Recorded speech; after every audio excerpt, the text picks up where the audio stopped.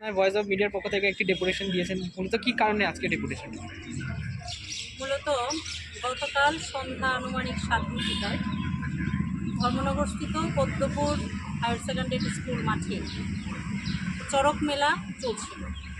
সেই চড়ক মেলাতে অবৈধ কিছু বিষয়কে কেন্দ্র করে সেই সংবাদ সংগ্রহ করতে গিয়ে আমাদের ভয়েস অফ মিডিয়ার দুজন কর্মী অরিত্র সেন এবং পার্থ সারথী দাস, ওনারা সংবাদ সংগ্রহ করতে গিয়ে কতিপয় দুষ্কৃতীদের দ্বারা আক্রান্ত হন।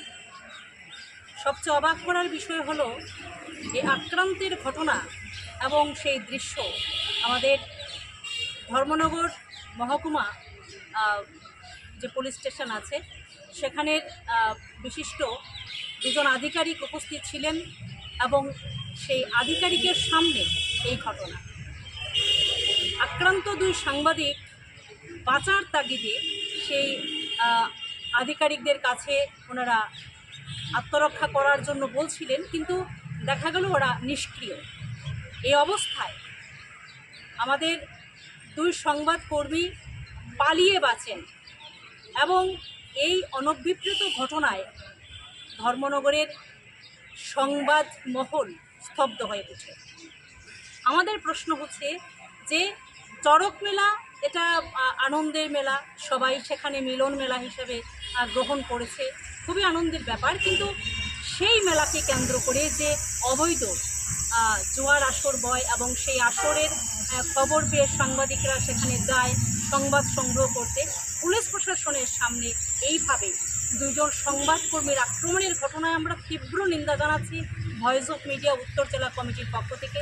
পাশাপাশি উদ্বেগের বিষয় হলো শহরের প্রাণকেন্দ্রে এই স্কুল অবস্থিত, স্কুল ময়দানের এখানে একটি কক্ষে এই ধরনের অবৈধ চলছিল ঘটনা, এবং তার 50 মিটার 100 মিটারের মধ্যে আমরা একটি রাজনৈতিক দলের কার্যালয়ও ছিল। এখানে গুণীজনরা আছেন, সবাই ধর্মনগরের শুভবুদ্ধি সম্পন্ন মানুষজনরা দেখছেন বিষয়গুলি। এই ঘটনায় আমরা সিদ্ধান্ত নেই যে আমরা শুধু ভয়েস অফ মিডিয়া নয়, ত্রিপুরার যে কোনো জায়গায় যে কোনো মহকুমায় যখন কোনো সাংবাদিক আক্রান্ত হন, আমরা ভয়েস অফ মিডিয়ার পক্ষ থেকে সেখানে ছাপিয়ে পড়ি এবং তাদের সুষ্ঠু তদন্তে সাংবাদিকদের আত্মরক্ষার স্বার্থে আমরা কথা বলছি।